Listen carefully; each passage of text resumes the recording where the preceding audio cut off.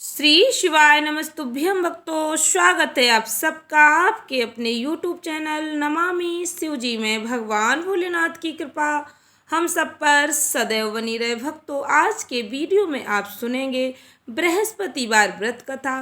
बृहस्पतिवार व्रत कथा सुनने मात्र से लक्ष्मी नारायण भगवान का आशीर्वाद प्राप्त होता है।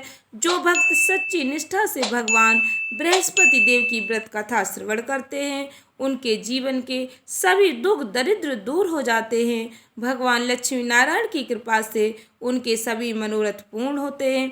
भक्तों, आप व्रत रखें या न रखें, भगवान लक्ष्मी नारायण की पूजा आराधना करने के बाद व्रत कथा अवश्य श्रवण करें। यह व्रत कथा श्रवण करने मात्र से आपके जीवन में आ रही बाधाएं दूर होती हैं। भक्तों, गुरुवार पर यह व्रत कथा अवश्य श्रवण करें। व्रत कथा श्रवण करने से पहले भगवान लक्ष्मी नारायण का पूर्ण श्रद्धा भक्ति के साथ जयकारा लगाएं। कमेंट बॉक्स में हर हर महादेव, जय श्री कृष्णा लिखकर भगवान का आशीर्वाद प्राप्त करें। चैनल पर पहली बार विजिट हुए, पहली बार मेरी आवाज़ सुन रहे तो चैनल को सब्सक्राइब करके बेल आइकन अवश्य दबाएं। इससे हमारे वीडियो की नोटिफिकेशन आप तक पहुंचती रहे और आपको नई नई जानकारी समय से मिलती रहे।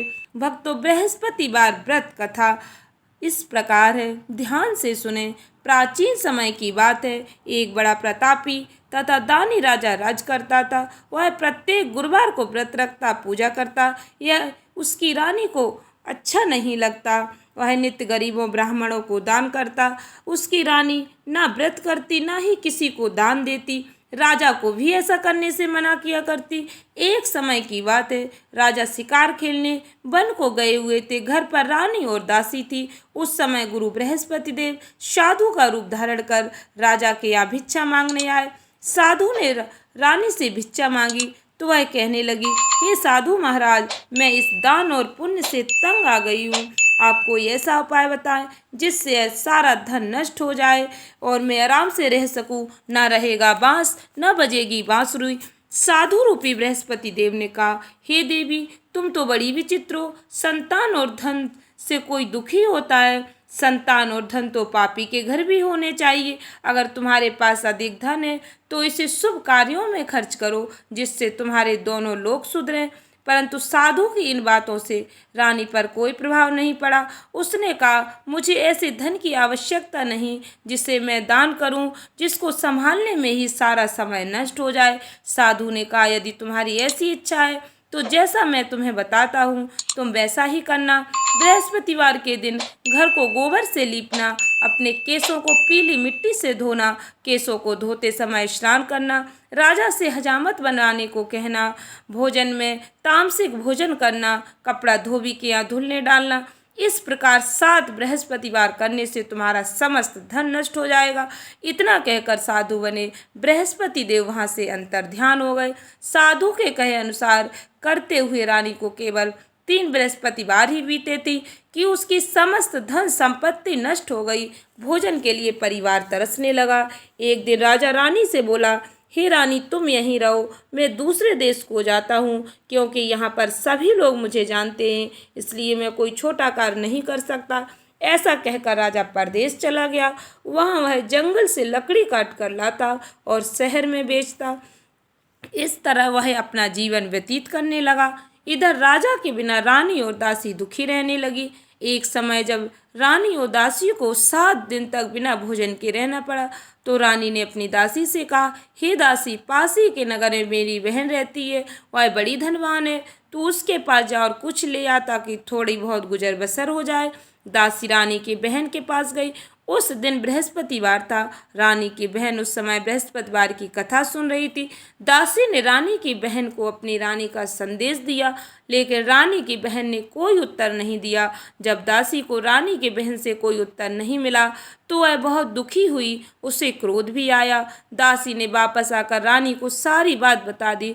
सुनकर रानी ने अपने भाग्य को कोसा। उधर रानी की बहन ने सोचा कि मेरी बहन की दासी आई थी परंतु मैं उससे नहीं बोली, इससे वह बहुत दुखी हुई होगी।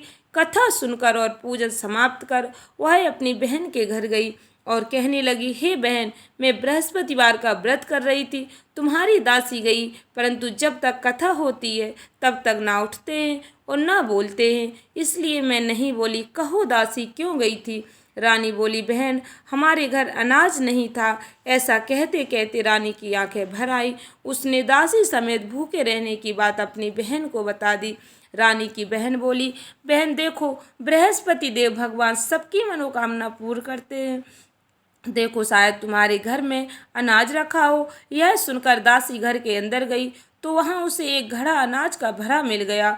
उसे बड़ी हैरानी हुई, क्योंकि उसे एक एक बर्तन देख लिया था। उसने बाहर आकर रानी को बताया।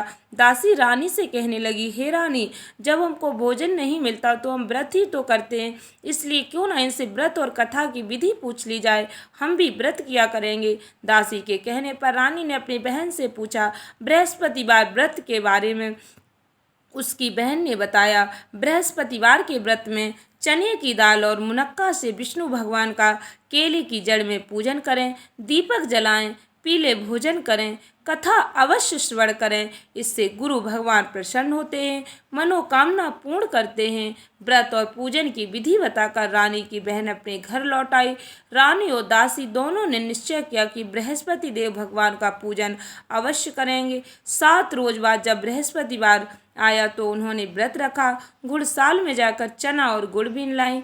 उसकी दाल से केले की जड़ विष्णु भगवान का पूजन किया। अब पीला भोजन कहाँ से आए? दोनों बड़ी दुखी हुई, परंतु उन्होंने व्रत किया था, इसलिए बृहस्पति देव भगवान प्रसन्न थे। एक साधारण व्यक्ति के रूप में वे 2 थालों में सुंदर पीला भोजन लेकर आए। दासी को देकर बोले, हे दासी, यह भोजन तुम्हारे लिए और तुम्हारी रानी के लिए, इसे तुम दोनों ग्रहण करना। दासी भोजन पाकर बहुत प्रसन्न हुई। उसने रानी को सारी बात बताई। उसके बाद से वे प्रत्येक बृहस्पतिवार को गुरु भगवान का व्रत और पूजन करने लगी। बृहस्पति भगवान की कृपा से उनके पास धन हो गया, परंतु रानी फिर पहले की तरह आलस करने लगी। तब दासी बोली, देखो रानी, तुम पहले भी इस प्रकार आलस करती थी, तुम्हें धन रखने में कष्ट होता था, इस कारण सभी धन नष्ट हो गया। अब गुरु भगवान की कृपा से धन मिला है तो फिर तुम्हें आलस होता है। बड़ी मुसीबतों के बाद हमने यह धन पाया, इसलिए हमें दान पुण्य करना चाहिए, भूखे मनुष्यों को भोजन कराना चाहिए, प्याऊ लगवाओ, ब्राह्मणों को दान दो, कुआं तालाब बावड़ी का निर्माण कराओ, मंदिर पाठशाला बनवा कर ज्ञान का दान करो, कुंवारी कन्याओं का विवाह करवाओ, धन को शुभ कार्यों में खर्च करो, जिससे तुम्हारे कुल का यश बढ़े, स्वर्ग प्राप्त हो और पिता प्रसन्न हो। दासी की बात मानकर रानी शुभ कार्य करने लगी, उसका यश फैलने लगा। एक दिन रानी और दासी आपस से विचार करने लगी कि न जाने राजा किस दशा में होंगे, उनकी कोई खोज खबर नहीं है। उन्होंने श्रद्धा पूर्वक गुरु बृहस्पति देव से प्रार्थना की, राजा जहाँ कहीं भी हों शीघ्र वापस आ जाएं। उधर राजा परदेश में बहुत दुखी रहने लगा। वह प्रतिदिन जंगल से लकड़ी बीन कर लाता, उसे शहर में बेचकर अपने दुखी जीवन को बड़ी कठिनता से व्यतीत करता। एक दिन दुखी हो राजा अपनी पुरानी बातों को याद करके रोने लगा और उदास हो गया। उसी समय राजा के पास बृहस्पति देव साधु के वेश में आकर बोले, हे लकड़हारे, तुम इस सुनसान जंगल में किस चिंता में बैठे हो, मुझे बतलाओ। यह सुन राजा के नेत्रों में जल भर आया। साधु की वंदना कर राजा ने अपनी संपूर्ण कहानी सुना दी। महात्मा दयालु होते हैं, वे राजा से बोले, हे राजा, तुम्हारी पत्नी ने बृहस्पतिवार के दिन बृहस्पति देव का अपमान किया था, जिसके कारण तुम्हारी यह दशा हुई। अब तुम चिंता मत करो, भगवान तुम्हें पहले से अधिक धन देंगे। देखो, तुम्हारी पत्नी ने बृहस्पतिवार का व्रत प्रारंभ कर दिया है। अब तुम भी बृहस्पतिवार का व्रत करके चने की दाल गुड़ जल के लोटे में डालकर केले का पूजन करो, फिर कथा कहो या सुनो, भगवान तुम्हारी सब मनोकामनाएं पूर्ण करेंगे। साधु की बात सुनकर राजा बोला, हे प्रभु, लकड़ी बेचकर तो इतना पैसा मुझे नहीं मिलता जिससे भोजन के उपरांत कुछ बचा सकूं। मैंने रात्रि में अपनी रानी को व्याकुल देखा है, मेरे पास कोई साधन नहीं जिससे मैं उसका समाचार जान सकूं। साधु ने कहा, हे राजा, मन में बृहस्पति भगवान के पूजन व्रत का निश्चय करो, वे स्वयं तुम्हारे लिए कोई राह बना देंगे। बृहस्पतिवार के दिन तुम रोजाना की तरह लकड़ियां लेकर शहर में जाना। तुम्हें रोज से दुगना धन प्राप्त होगा, जिससे तुम भली भांति भोजन कर लोगे और बृहस्पति देव की पूजा का सामान भी आ जाएगा।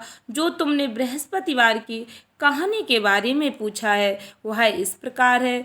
बृहस्पति देव की कहानी। प्राचीन काल में एक बहुत ही निर्धन ब्राह्मण था। उसके कोई संतान न थी। वह नित्य पूजा पाठ करता। उसकी स्त्री न स्नान करती, न किसी देवता का पूजन करती।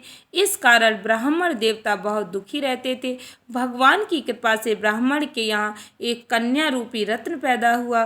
कन्या बड़ी होने लगी। प्रातः स्नान करके वह भगवान विष्णु का जाप करने लगी। बृहस्पतिवार का व्रत भी करने लगी।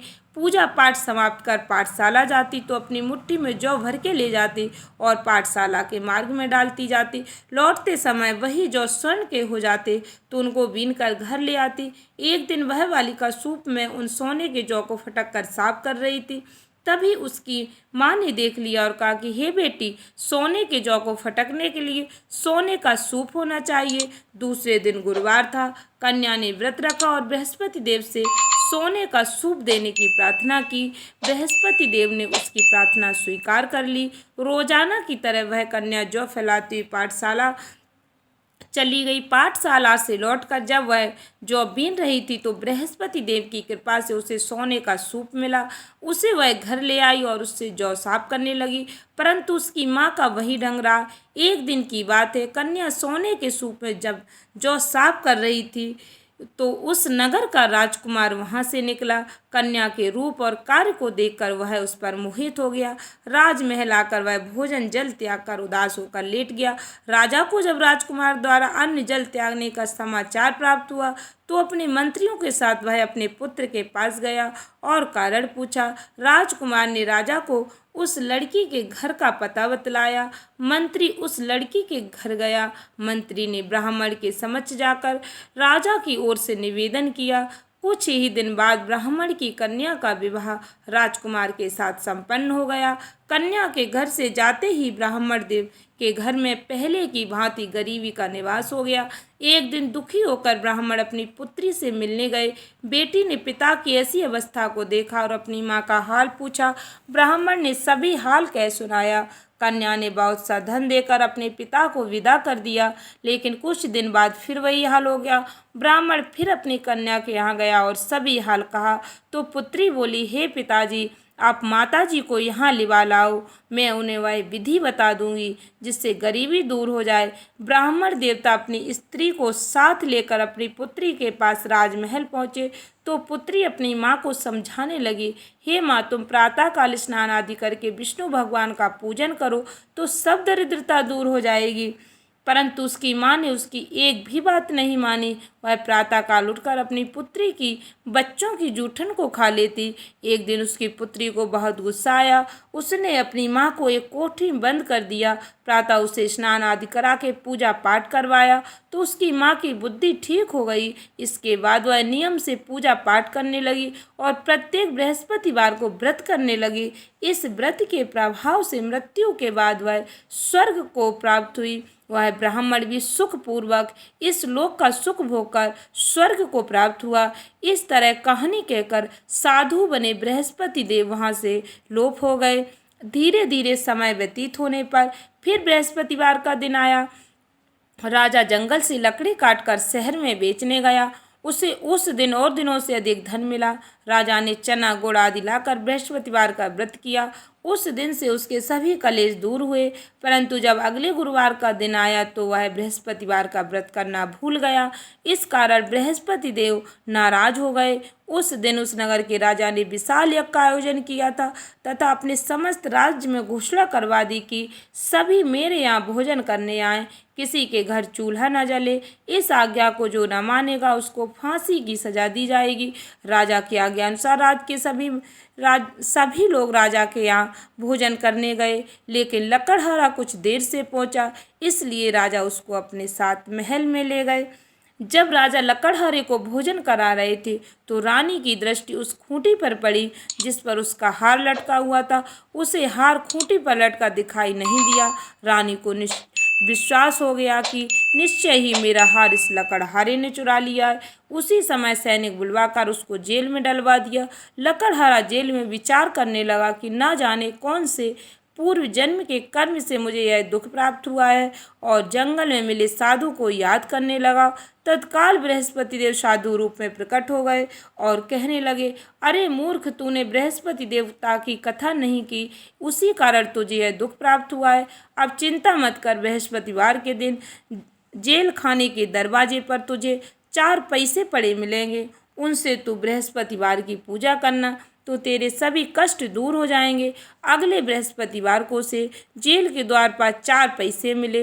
राजा ने पूजा का सामान मंगवाकर कथा कही और प्रसाद बांटा। उसी रात्रि में बृहस्पति देव ने उस नगर के राजा को स्वप्न में कहा, हे राजा, तूने जिसे जेल में बंद किया है उसे तत्काल छोड़ देना, वह निर्दोष है। राजा प्रातःकाल उठा और खूंटी पर हार लटका देखकर लकड़हारे को बुलाकर क्षमा मांगी। राजा को योग्य सुंदर वस्त्र आभूषण भेंट कर उसे विदा किया। गुरुदेव की आज्ञा अनुसार राजा अपने नगर को चल दिया। राजा जब नगर के निकट पहुंचा तो उसे बड़ा ही आश्चर्य हुआ। नगर में पहले से अधिक बाग, तालाब, कुएं, बहुत सी धर्मशालाएं, मंदिर आदि बने हुए थे। राजा ने पूछा, यह किसका बाग और धर्मशाला है? तब नगर के सब लोग कहने लगे, यह सब रानी और दासी द्वारा बनवाए गए। राजा को आश्चर्य हुआ और गुस्सा भी आया कि उसकी अनुपस्थिति में रानी के पास धन कहाँ से आया होगा। जब रानी ने यह खबर सुनी कि राजा आ रहे, तो उसने अपनी दासी से कहा, हे दासी, देख राजा हमको कितनी बुरी हालत में छोड़ गए थे, वह हमारी ऐसी हालत देखकर लौट न जाएं, इसलिए तू दरवाजे पर खड़ी हो जा। रानी की आज्ञा अनुसार दासी दरवाजे पर खड़ी हो गई, और जब राजा आए तो उन्हें अपने साथ महल में लेवा लाई। तब राजा ने क्रोध करके अपनी तलवार निकाली और पूछने लगा, बताओ यह धन तुम्हें कैसे प्राप्त हुआ है? तब रानी ने सारी कथा कह सुनाई। राजा ने निश्चय किया कि मैं रोजाना दिन में 3 बार कहानी कहा करूँगा और रोज व्रत किया करूँगा। सभी लोग सप्ताह में 1 बार व्रत करते हैं, किंतु मैं प्रतिदिन व्रत किया करूँगा। दिन में 3 बार कहानी कहा करूँगा। अब हर समय राजा के दुपट्टे में चने की दाल बंधी रहती। दिन में 3 बार कथा कहता। एक रोज राजा ने विचार किया कि चलो अपनी बहन के यहाँ हो आए। इस तरह का निश्चय कर राजा घोड़े पर सवार हो अपनी बहन के यहाँ चल दिया। मार्ग में उसने देखा कि कुछ आदमी एक मुर्दे को लिए जा रहे हैं। उन्हें रोककर राजा कहने लगा, अरे भाइयों, मेरी बृहस्पतिवार की कथा सुन लो। वे बोले, लो, हमारा तो आदमी मर गया, इसको अपनी कथा की पड़ी।